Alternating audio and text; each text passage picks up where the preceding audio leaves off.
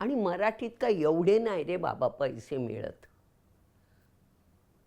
आता मी हिंदी सिरियल केली, तिथेही पैसे किती कमी. म्हणजे मी बोललं तर तुम्ही हसणार. त्या हिंदी करते बघ, 3-3 लाख पर डे. 3-3 लाख. माझा मुलगा मला तेच म्हणतो ना, तू जाऊ दे आपले. कोण आपलं तुझं नसतं म्हणाला. खरंय हे तर खरंच यार, कोणी आपलं नसतं. आणि तुम्ही कलाकार तर आधीपासून मित्रासाठी काम कर, ह्याच्यासाठी काम कर, याच्यातच खूप वेळ एवढा गेला की पैसे कोणाकडे मागणार नाही. ना? मध्ये FTI वाल्यांचा 2-3दा फोन आला, मी नाही म्हटलं, कारण ते पैसेच देत नाही. आत्ता परत आला होता फोन, तर म्हटलं जाऊ दे, आता आपलं वय झालंय. इतक्यांदा बोलवलं, मी गेले नाही. तर मी म्हटलं देखो, आना जाना आप करोगे, रहने का आप देखोगे, काम का पैसा नहीं लोगे. ऐक हां. मग त्यांनी मला गाडी दिली न्यायला आणायला. त्यांच्या त्या VIPच्या ह्याच्यामध्ये मला राहायला दिलं. मग मी काम केलं. पण तुझी सगळ्यात पहिली कमाई किती रुपये होती या क्षेत्रातली? सगळ्यात पहिली तेव्हा मी तुला सांगते 25 रुपये वगैरे मिळायचे. हा चंबुसांच्या 40.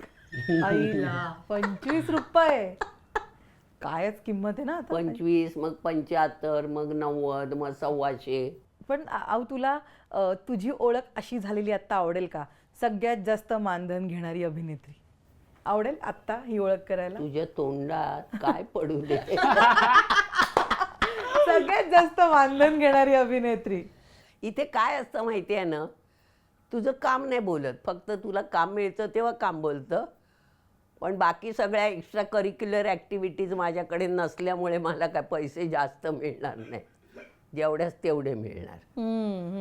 पण आऊने केवढं फिट ठेवलंय ना स्वतःला. आणि आऊ तुझं बोलणं सुद्धा तितकंच अजून तीक्ष्ण आहे, करारी आहे. या बोलण्यामुळे तुला कधी राजकारणात ऑफर आली होती का? नाही, कधीच नाही. मी जाणार पण नाही. की भाषणाला या, नाही, अजिबात नाही. नाही पक्षात या? माझं जमणारच नाही तिथे, कारण मी त्या पठडीतली बाई नाही आहे. मी खरं ते खरं आणि खोटं ते खोटं, जे आहे तेच बोलणार. तिकडे नाही चालत. इकडची चुकी तिकडे करावी लागते, ते मला नाही येत. पण इतक्या वर्षात कार्यक्रमांच्या निमित्तानं अनेक गाठीभेटी झाल्या असतील ना राजकारण्यांची? हो. तरी पण नाही कधी इच्छा झाली? नाही, ते झेपणारच नाही आपल्याला. आपला त्रास होईल त्यानं.